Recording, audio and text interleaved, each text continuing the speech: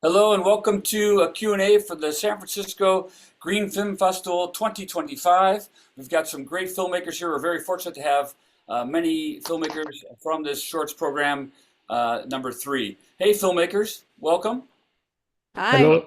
Hi. It's so cool to have all of you here.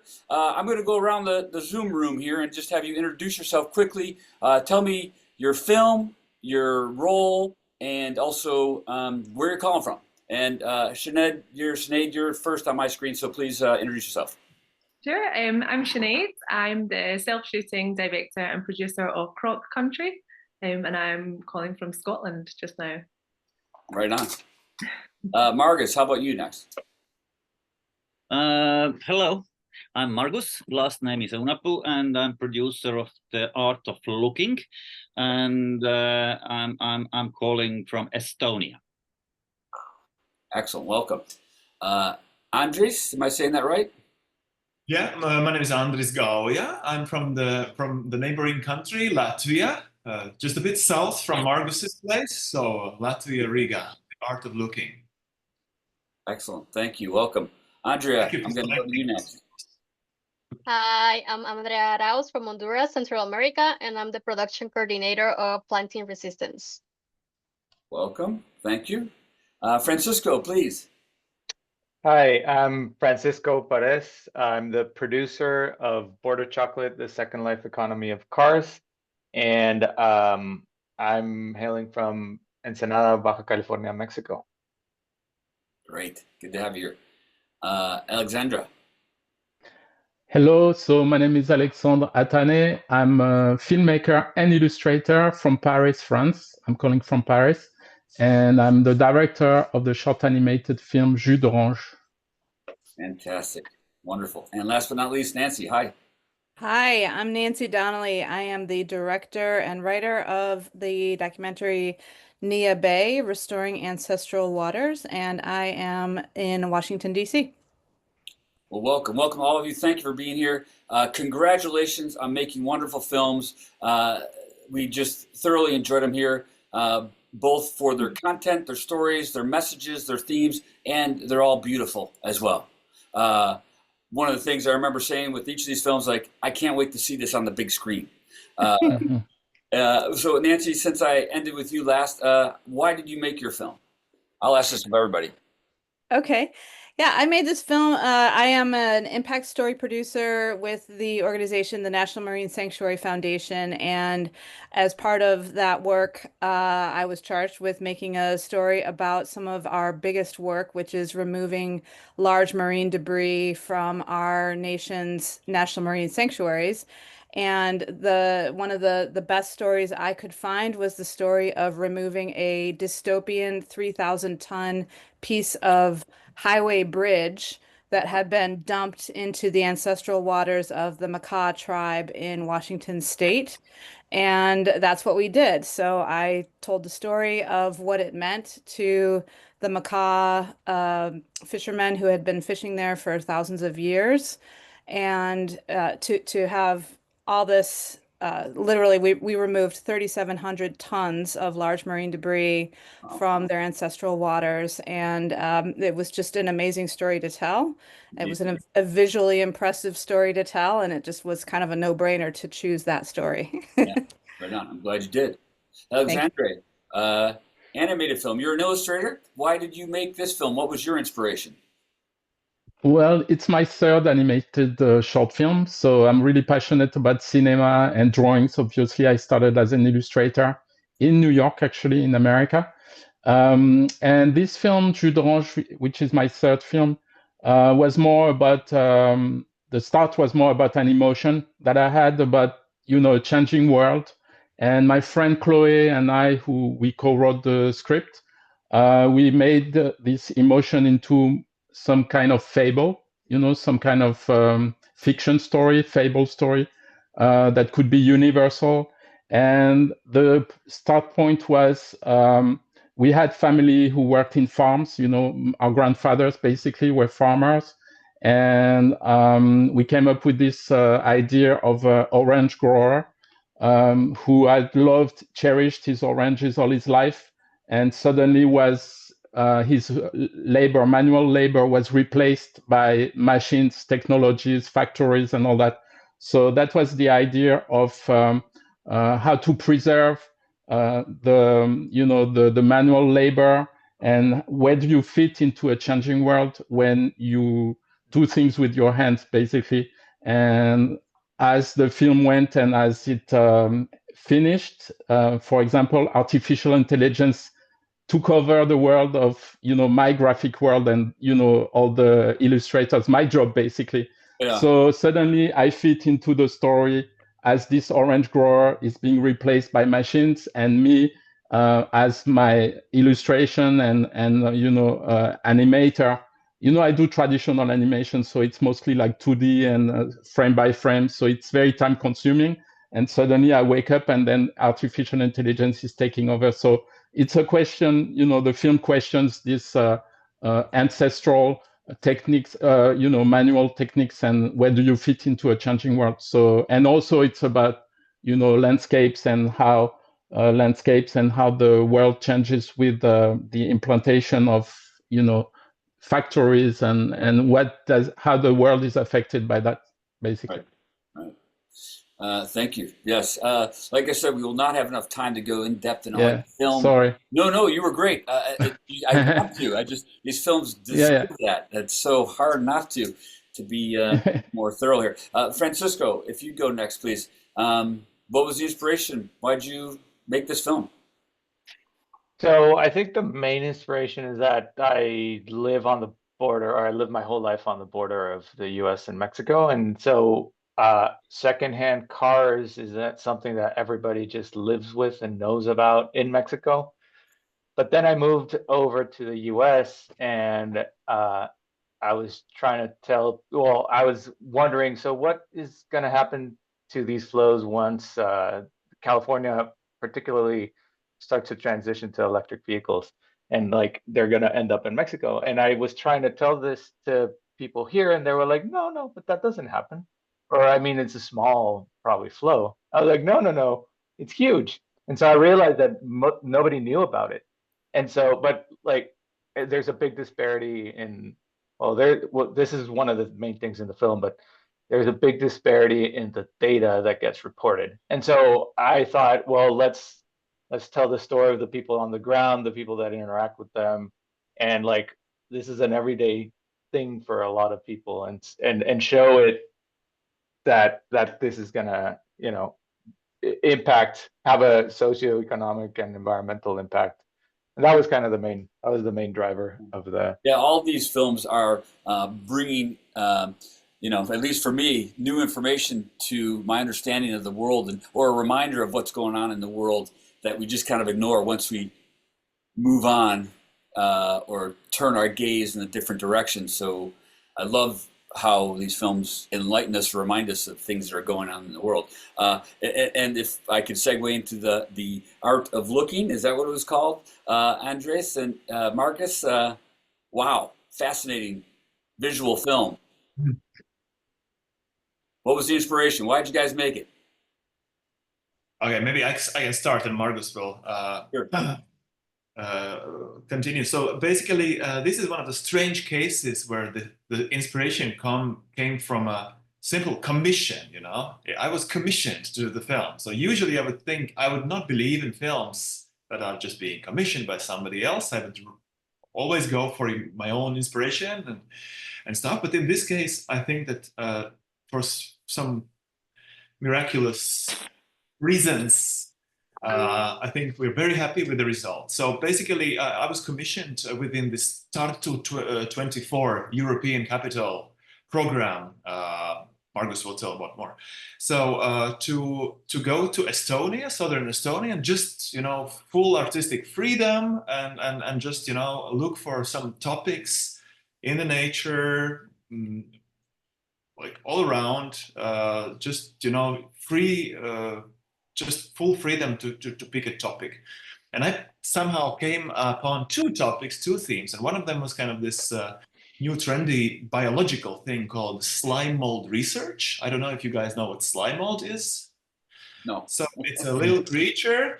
Okay, so Nancy knows. So it's a little creature, something between a mushroom and an animal, more like an animal actually. So it's like looks like a science fiction slime growing in different shapes. And the other thing that I found interesting was that there is this almost 100 years old Estonian astrophysicist, Jan Einosto, who was behind this understanding of the cosmic web. So it's kind of a very different idea, right? The cosmic web, the fractal interconnected nature of the cosmos.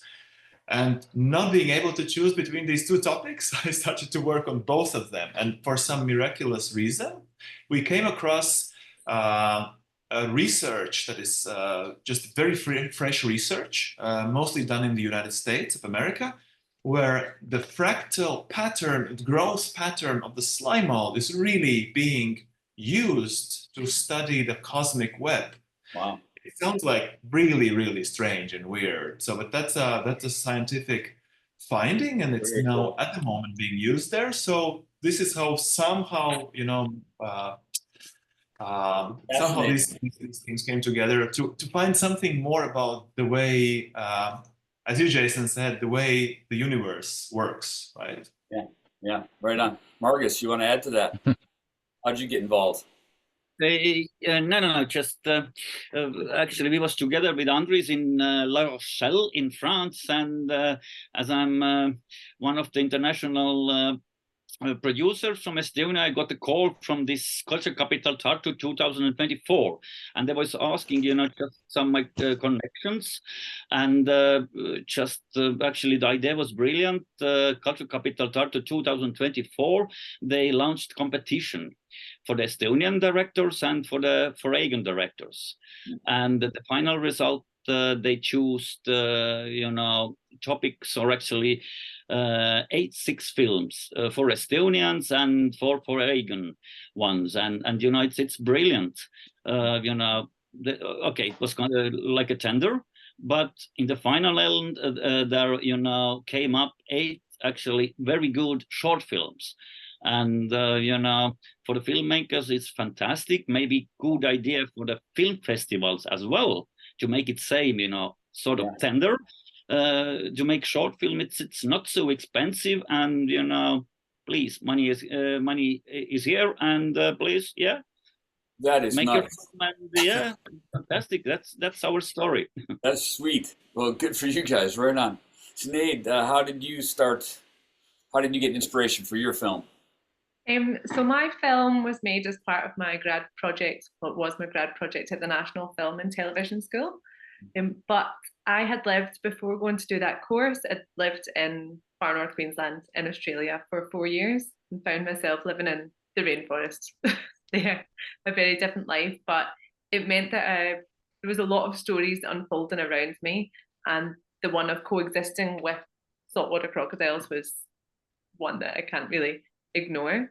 When I arrived there, it was very much like, how the hell do you do this? Like, how do you exist, and how are people living this way? But it kind of becomes a bit, you accept it very easily after a while. But what that means is people that have lived there or enjoy the lifestyle of being in a coastal kind of paradise, they don't often respect nature. They see themselves as very separate from it. And so I was kind of inspired to kind of talk about all the different angles of that. It's a very not a black and white issue, coexisting with predators.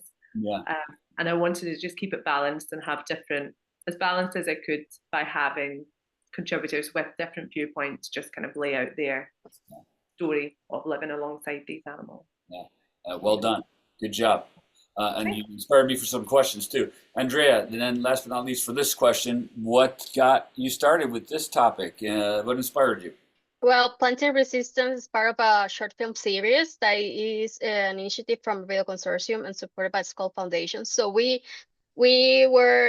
had the goal to support local filmmakers, and Juan Jaxa from the indigenous communities in Peru. He's an amazing filmmaker, and we try to also highlight a powerful story from the Amazon region in Peru. So this story is like portraying brilliant women powerful women who are fighting against global corporations, environmental extractivism, also sexism inside their own communities, and state violence. So we're trying to make a story with a lot of hope, and also portraying their struggles and how to preserve their ancestral knowledge to protect their water resources.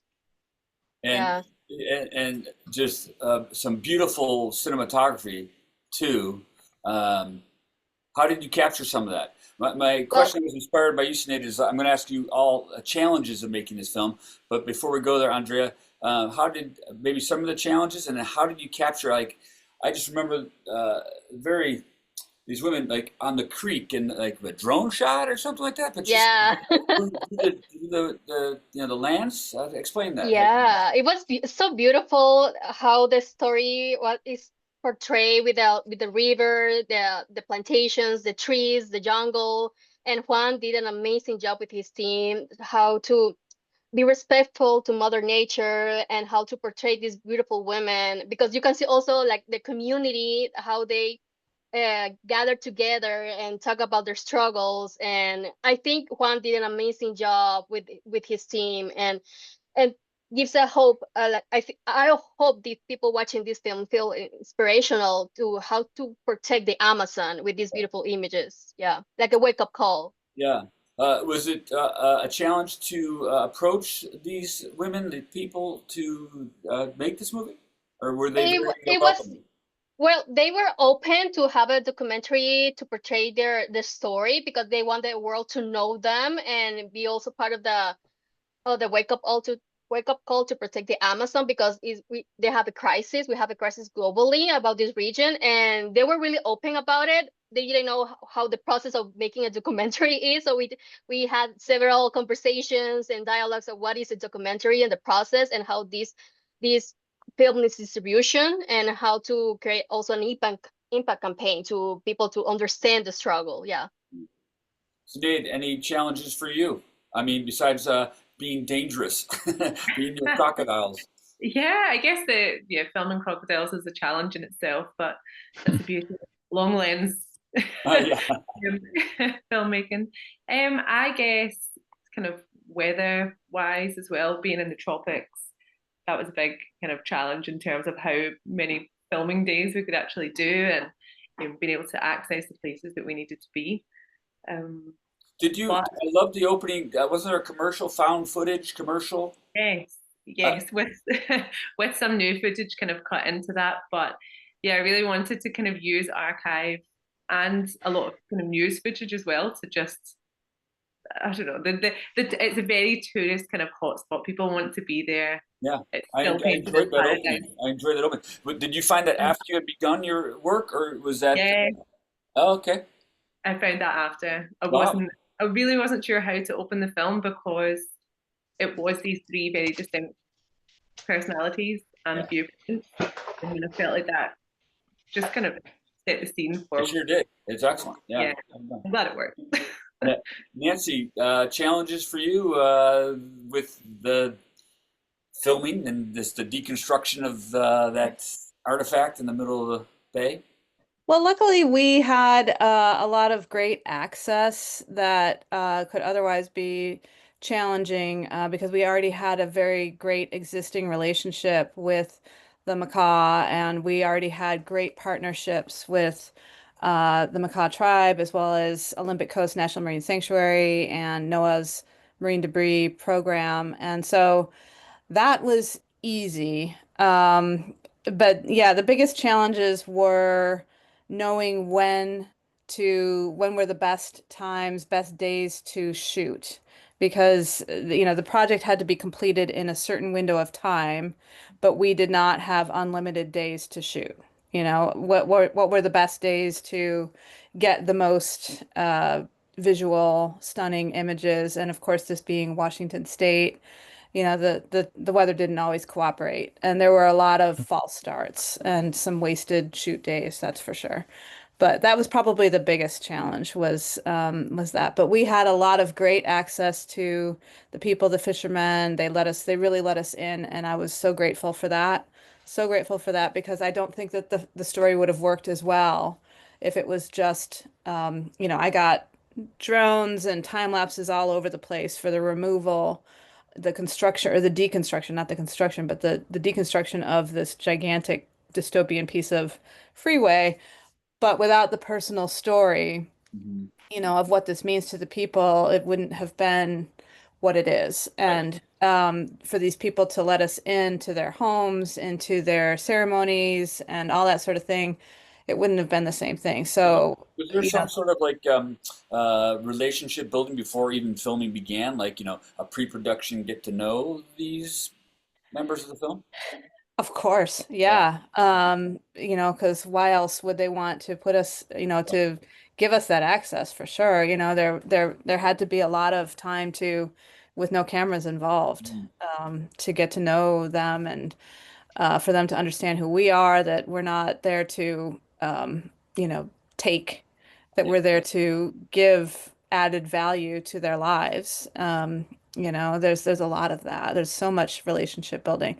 But like I said, I had the benefit of my organization already having somewhat of a relationship, but me as a filmmaker, I had to build that further to get even more deep into that interpersonal relationship than my organization had, So yeah, there's a lot of time that always goes into that. I think you all probably understand what I mean, that you have to, Andrea, what you described, you have to really, really, really get to know these people. Why else would they want to Before let the you filming, in? or even behind the filming, if you will. Right? Yeah, excellent. Yeah. Francisco, challenges, easy access to your people in the movie? That's kind of the thing that I wanted to highlight is the access to the people. So the whole export kind of system, the whole car export system is highly, or I would say like 80% of it is informal. So what that means is the people don't legally import their cars and also don't legally export them. And so there's a big kind of informal industry and market going on. And so a lot of people are not super excited about talking to you and, telling you the story and how it works. And because there is a little bit of a legal, loophole that they're working in. And so we had a lot of interviews that were kind of, we said we wouldn't reveal their image or their names or that kind of thing. But then fortunately, we found some stakeholders there that were operating within a legal context, and so they had a lot of knowledge and were willing to participate. And also, that something that we found that was super interesting is that everybody are kind of very proud. So we were talking to mechanics and junkyard operators and people that work and touch and interact with these cars, and so they're super proud to talk about their work, and so it was great to have them, because then we had hours and hours of footage, and these people are, like, they love sharing. Yeah. Especially that it's not every day that somebody comes and asks them, like, so tell me about your work. Right. So it was very interesting to talk to them. Anyway, so that was the main challenge I think we found, but fortunately we were able to kind of navigate through that system. Great. Glad you did. Andres and Marcos, a challenge for you guys, cinematography or filmmaking challenges? Yeah, cinematography too. Yeah. By the way, I'm sorry to interrupt. I now remember the opening of your film. How did you get that opening shot through the barrel of the lens? Right, was that you? Into the eyeball? There was a lady, actually, almost an actress for that single shot. She had to stay there and look into the telescope in order to enable us to actually do this slow zoom in through the telescope. So yeah, the zoom in style, or whatever you call it, yeah, it was one of the main challenges. And why did I choose that? Because I wanted to make a cinematic film, on the other hand, it was about, you know, how to make it alive, like a theme-based film where it's about concepts, right? The fractal nature of, you know, the microbiological stuff, and which mirrors the cosmic web in a way. It's very intellectual, right? So the main challenge was to bring it from here to there, from the brain to the heart, right? So that's why we worked a lot with cinematography and also with the characters. Spend a lot of time with them to really make it relatable on the human level. We worked with both the slime mold researchers a lot and also the astrophysicists, and also so this, for me, it was very important to test this style, this technique of having every single shot zoomed in a. It's very complicated also technically, because we have a special technical gear to make it electronically controllable, so it's seamless, so it's not really visible and brutal, the zoom. But the zoom in, for me, it's like a metaphor of our attempt to pierce through the reality and the fabric of the universe, so to speak. Something. Yeah, very good. Marcus, you can add Yeah, and the producer says that the most needed guy was the focus puller. Yes, very important. Very good. That's the usual case for a documentary film, I think, right? So, yeah. Alexandre, animation. Oh yeah. Challenging. Sorry. So yeah, animation. The first thing is patience. So it took me several years. I don't know if I should say how many, but to bring the film to completion. And the main challenge, I would say, besides doing all the drawings and painting everything and taking all this, it's almost like a lifetime, you know.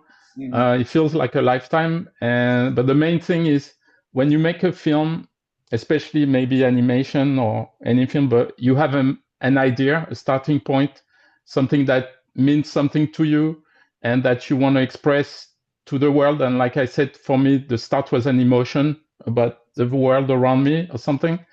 And many years later, how do you keep that emotion intact, you know, with all the headaches from making a film? How do you keep the emotion intact from day one to day few years later, you know?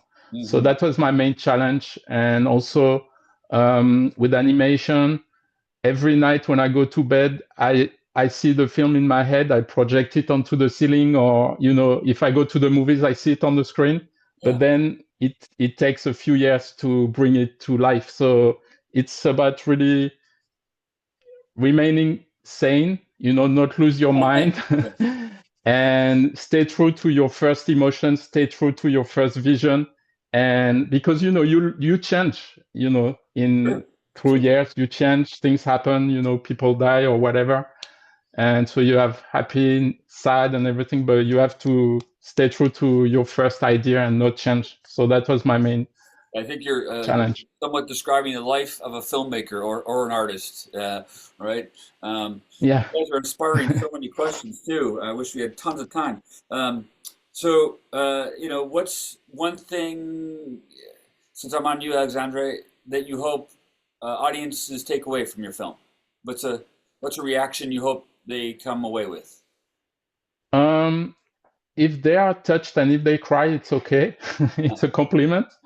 You know, and, you know, maybe, you know, think about what's happening right now with everything going really fast. You know, take some time, relax, look around and dig deep into your you know, your emotions, say what's more important and, you know, something like that.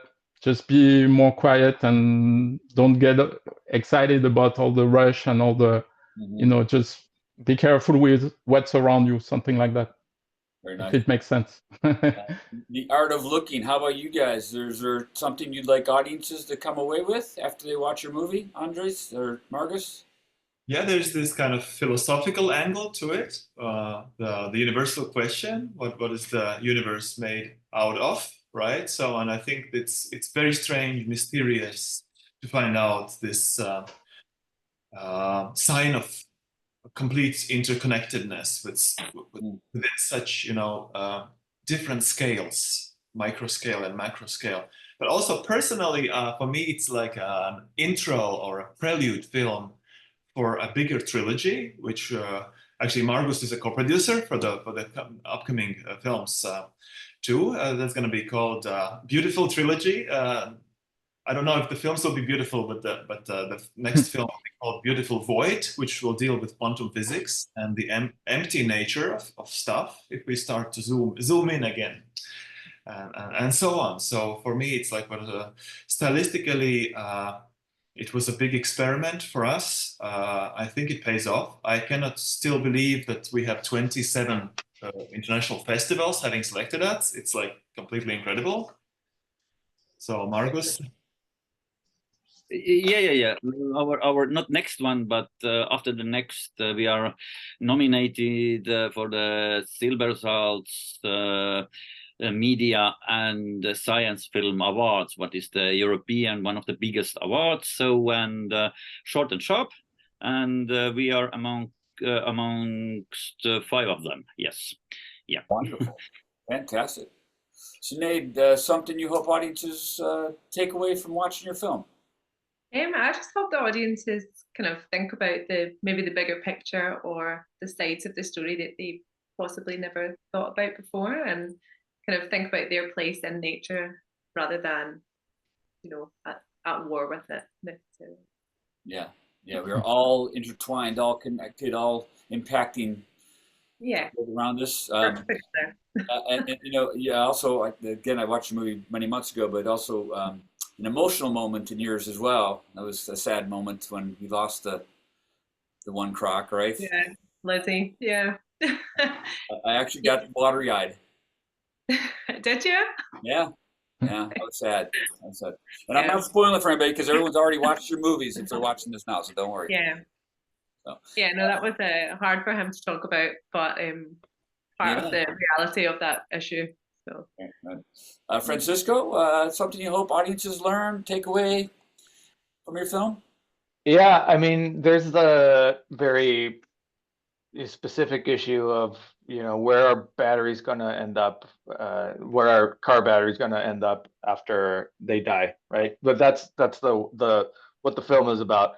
But I think taking a step back and from a broader perspective, I think it shows how there's this global system and the relationship between developed economies and emerging economies, and how emerging economies actually take a lot of, or produce a lot of things, go to the global north, and then take a lot of the waste. And so I think it's more about like thinking where your things end up, and how people have had to actually interact with them, and in some cases give them a second life, and are very resourceful with them, and use them in ways that in developed economies couldn't even imagine. So anyway, that kind of a reflection on that is what we're trying to do. I'm seeing a theme come to mind now too, just how all your films talk about awareness of our interaction with our worlds, which is kind of neat. I'm seeing this for the first time, and it's excellent. Andrea, something you want audiences to learn, take away from your movie? I think just feel inspired to make actions. We need more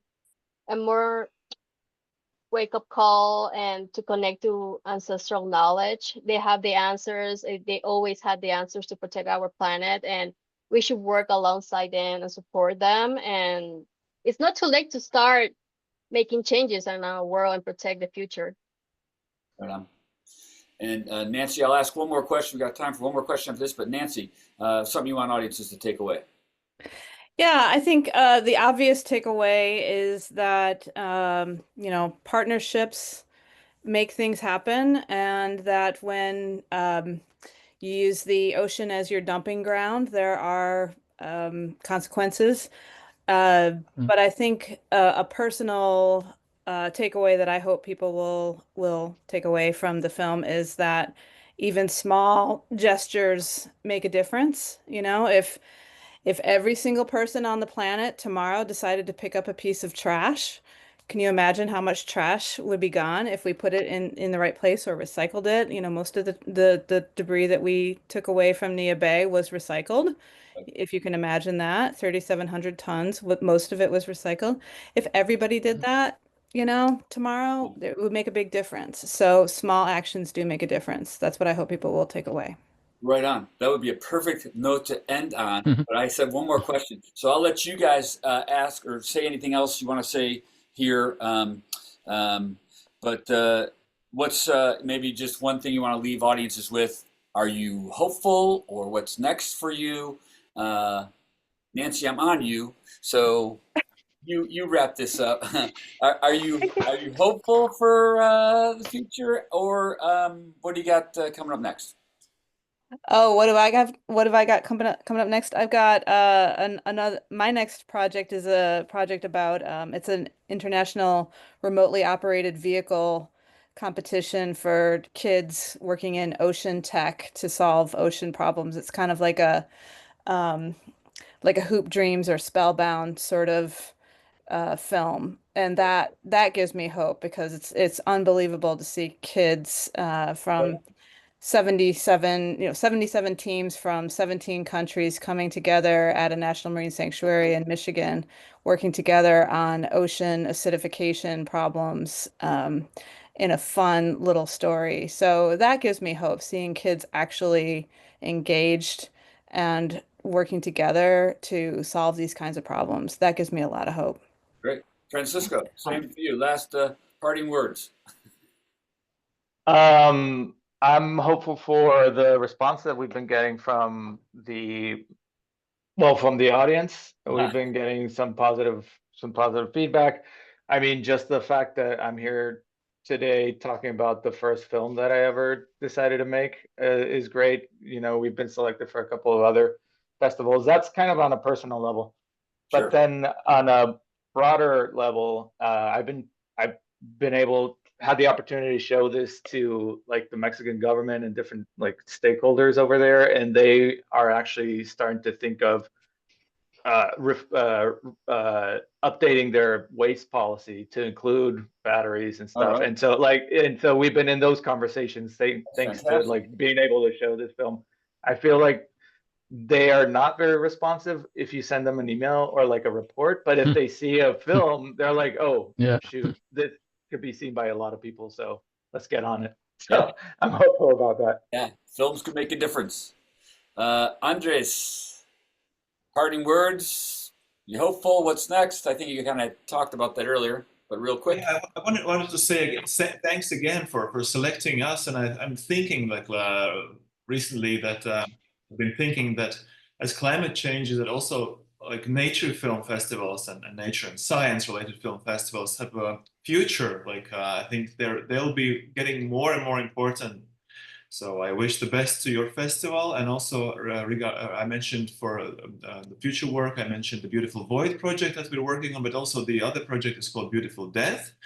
So I'm very curious to go into the neuroscientific pioneering research now going on the subject of our dying, which is inevitable in any sentient being, so to speak. We're going to go through this, and they're like that research shows that we should be more optimistic about it, because they're very, very interesting neuroscientific findings. It's a process full of mystery, undiscovered yet, so we're going into that. And even moments of happiness, they say, awaits us as we're gonna, pass away. That's also like one of the topics I think that is very universal. Looking forward to that, and also offering our future work to festivals like yours. Right. Thank you. Okay, Marcus is adding that, of course, we are working together with Andres, but except that, what is a little bit further actually ready, my director's debut on Silver Heels, stories about the Estonian national female ice hockey team journey to the World Championships. Yep, my debut, and then other one coming up. This is called the original Skype story. So, yep. you by Skype, but you didn't know that all the brains are in Estonia. So welcome. This is next one is coming as well. Thanks. Alexandre. So me, I want to thank the festival for selecting Jus d'Orange. Thank you. I've been working a lot on, sharing the film after all these years making it, and it's gone to many festivals and got quite a bunch of awards. So I'm really happy with that. I'm working on, I'm writing 2 films at the moment, one feature and another short, 2 animation films. When you do animation, it's good to have several projects. So I'm working on that. And the feature film is about paperwork, basically, and frontiers, and what happens when you don't have the right papers to go across a border or something like that. But in a metaphorically, sorry, you understand what I mean? In a way that's metaphorical. and thank you for, Jus d'Orange is also in that sense, like a fable. And so thank you for having a film like that, because I'm glad also to be able to entertain the audience with some kind of dream or fable, and also to be able to say something through this appearing childlike or something, dreamy type of atmosphere. So I continue to express myself, but in a way that's a bit entertaining and a bit dreamy or something. Way. Yeah. You know what I mean? Yeah. If you've seen the film, you'll understand. Yeah, I think messages get kind of received more effectively with those kind of fables and storytelling. Thank you. Andrea, parting words? Yes, thank you. I'm so grateful for the film festival to select Planting Resistance. We're so happy from being Consortium and Skull Foundation. And we're excited that people may get to know more about these local stories, the powerful, inspirational stories that we have. And I invite everyone to see Solution Storytelling Project. It's a series, short film series in Latin America. Also, we have Africa, and soon to release short films from Asia. So you want to get inspired and see more powerful stories, please visit Video Consortium. Thank you. Last but not least, Sinead, parting words. Parting words. Well, thank you as well for including Croc Country and the festival. It's really exciting for me, especially as this is also new to me. But right now, I mean, I would love to make more films, but right now I'm kind of focusing on trying to get this one screened more in Australia, because I think that's where it has kind of most impact.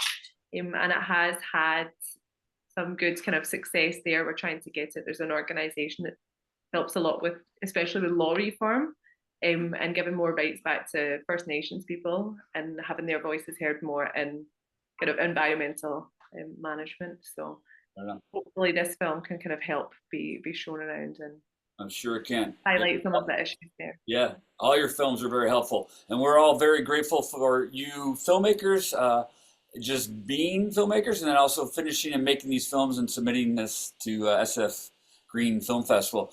Congratulations to all of you. Thank you. Wonderful films.